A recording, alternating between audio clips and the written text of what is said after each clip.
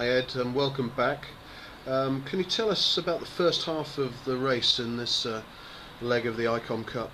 Yeah, it was it was a pretty light air start, which made me think it'd be a nice easy race. But actually, the first half of the race was brutal. We had 35 knots upwind and really short, steep waves in pitch black. Not a drop of moonlight or anything to help us, and it was pretty hideous actually. What were your overall tactics for the race? What were your thoughts on that? We discussed it was pretty unclear. The weather picture was really difficult actually. There was two different models showing very different things. The general plan was to try and stay south of the fleet, which is what I ended up doing. And in the end, more by luck than chance, probably it actually paid dividends. And in terms of the conditions, I understand it was pretty variable out there. What sort of conditions did you experience? Oh, we had everything from, as I said, from very hard upwind conditions to we had a section of the race for 2 hours.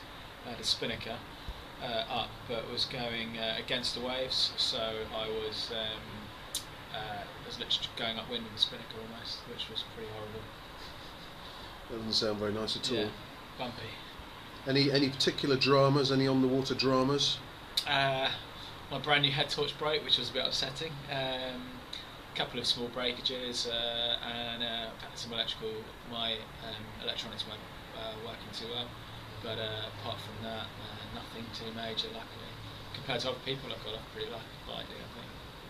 And if you were to identify a couple of highs and a couple of lows, what would they be? Low point for sure was getting hosed by water every 2 seconds through the whole of the night, really. So that was probably the low point. And the other low point would be doing 3 jib pills in the space of half an hour, which is pretty stupid by all accounts. High point, good start, had quite good fun, started on port, a bit risky, but it seemed to work quite well. And yeah, it was kind of a decent result actually, so pretty happy with that. We're sat here on the balcony of our apartment in Marseille now, and we've just had some good grub. But how did you manage your sleep and your food during the race? So food-wise, I brought me I had 2 boil in the bag food meals, of which I only ate 1. I had some pre-made pasta, and then I had quite a lot of high five liquid gels, which we've been given by Artemis, and they are very good actually, really good. I think all the cyclists use them. They're really good for being able to snack on in the middle of everything. Sleep-wise, I had 3 10-minute sleeps last night because it was so horrible that it was quite nice going downstairs. You must be feeling pretty tired now. Yeah, I'm going to go straight to bed, I think. What about things that you would take forwards into the next offshore leg, which starts on Sunday? Any points of learning or experience that you take forwards? It's hard. I just need to go more with my gut instinct.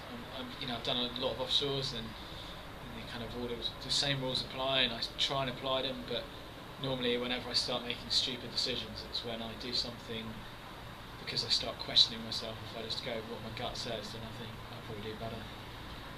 And at the moment, results-wise, before any adjustments by the jury, what's your current position, Ed? So finished 4th on the water. How do you feel about that? Yeah, pretty pleased. I mean, from being in a place where I was winning the race, you're pretty disappointed to let go 3 places. But saying that, it was really tough. The weather situation was really tough, and it could have been worse. So, that's pretty pleased with 4th, I think. And 5 more races, 2 sort of longer distance and 3 short ones to go. So all to play for. Yep. Yeah. So what happens tomorrow? Okay. Thanks, Ed. Cheers.